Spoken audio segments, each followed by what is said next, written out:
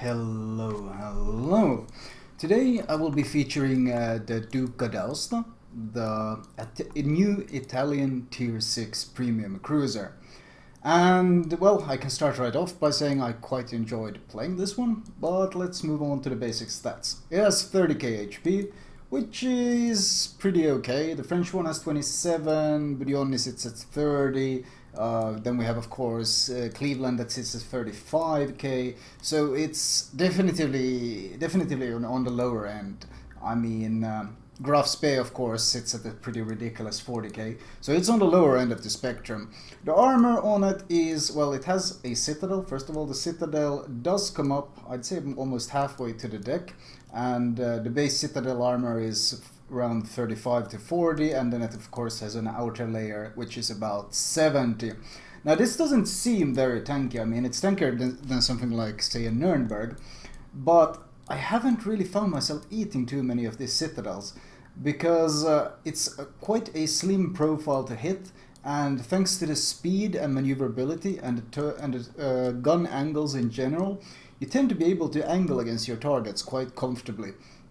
To be fair though, if you do get caught full broadside, you will get wrecked. There's no doubt. This ship will be easy. This ship is easy to citadel if you do get full broadsides on it. But most of the time you should of course actively be avoiding that, and thanks to some other features this ship has, it's usually pretty easy to avoid getting into those situations. Moving on, of course, is the artillery. Now this is one of the things that really sets this ship apart from the rest.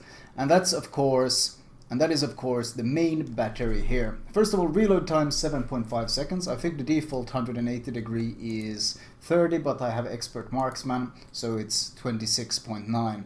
Only a 7.5 second reload, but most importantly, AP shell velocity 1000 meters per second, HE shell velocity 950 meters per second. So these guns are close range rail guns, because once again, the big drawback is of course the range. It only has a 14 km of range. So you have these extremely short range, fast reloading, not many though, only 8 of them, but they are like rail guns. So naturally the first thing that came to mind was, wait, give me a second, what's the concealment on this ship? And once I realized you could get concealment down to 10.3 just running camo and concealment expert, obviously I'm gonna slap Hydra on this thing and go off hunting DDs.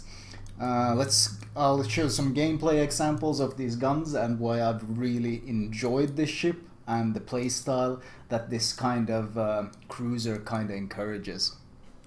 Now, charging middle on trap might seem pretty insane, but then you consider how fast this ship is.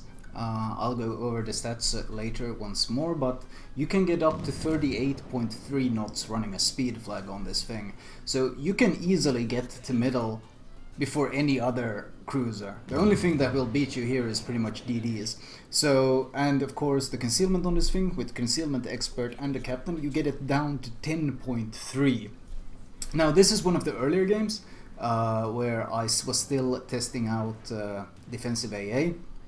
I did fully make the switch to Hydra later on because, well, I realized just how much you want to get into close range with this thing, because this thing really shines when you get into those close range quarters. And, well, Nuremberg, is he really going to push around? Launching some preemptive torps. There's with DD behind there as well, who might be popping up. Angling, of course. Nuremberg AP won't have any chance of penning you if you angle in this ship, because once again, the armor is quite good. I don't know if he's torping or something. Oh, got a bunch of overpens. Once again, the pen on this AP is no joke.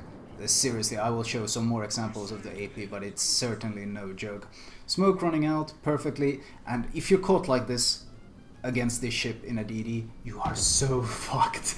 Like, there's no words. These rail guns, they just smash into you, and they're almost impossible to dodge. 950 meters per second, 7.5 second reload. You just melt DDs instantly. If your aim is on point, they're just dead. I mean, even trying to run away is almost impossible once again, because the ship is so stupidly fast. Now, when I spoke of the AP, I wasn't joking about the penetration being insane.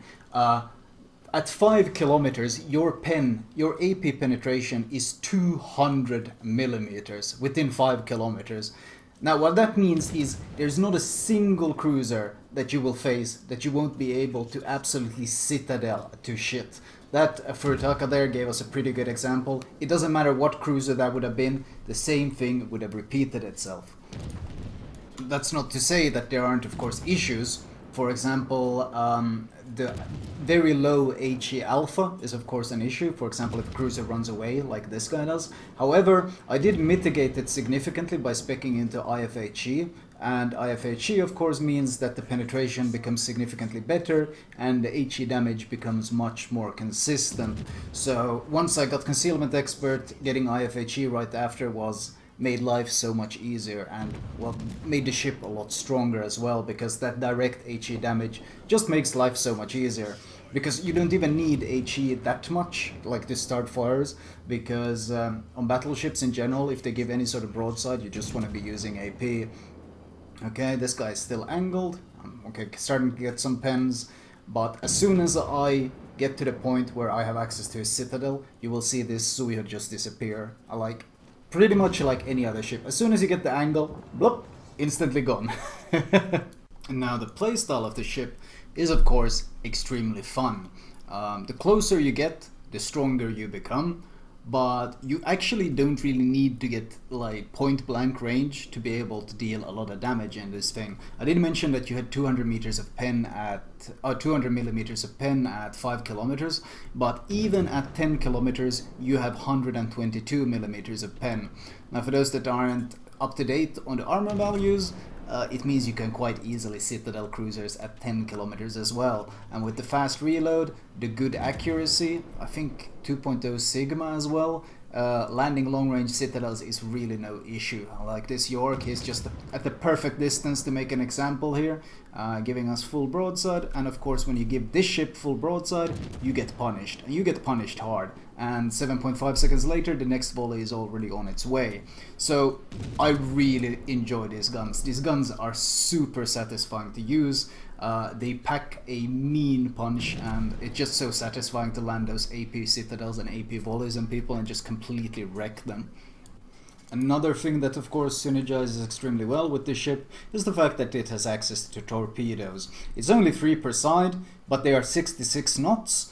They pack an okay punch, they're not going to be one-shotting anything, but considering the playstyle of the ship, as I mentioned, once again, I'm in the middle of trap, in the middle of B. This is not uncommon with the ship. I like charging in this thing, and the 4.5 km range, it's just very common to be charging in and like getting into the middle of the brawl. It's fast, it handles well. For example, this Bismarck, I would say the first volley of torps was good, the second volley was premature, I should have saved it a bit longer. So I misplay here, but it's not really the end of the world, because this ship is so goddamn fast and handles so goddamn well that I'm turning around him faster than his guns can turn. He can't turn his main guns against me because I'm so fast. And that is actually hilarious. This shit shines when you get to brawl, and AP penetration close range actually breaks his guns when I get to shoot at the side of his turret. And it's just so, I really enjoy the playstyle that this thing encourages. Trying to play the ship from long range is just a waste of time, because you have to rely on the terrible HE, well, low damage HE, well, instead you want to get close range. Oh, York! He wants to pick a fight with me, and well, as we showed to the York earlier, what happens when you start picking a fight with the Duca and you give broadside? At these ranges, you don't really want to be doing this, and you can see the amount of damage you pump out per volley. Of course, I run Adrenaline Rush as well, which increases our reload, and you can see how quickly I'm melting, just the amount of damage I'm pumping out on this poor guy. And well, the carrier finishes him off, but this brawling action-filled speedy kind of playstyle just fits me perfectly, and I've just been having a lot of fun testing the ship. It's just been a straight up blast. Now, the torpedoes, of course, are already covered. Pretty okay, nothing special, just close range YOLO torps. But having those torps do help it quite a bit, since you do tend to YOLO, especially if you play the ship like I do. They do come in useful, and the fact that they are 66 knots helps a ton.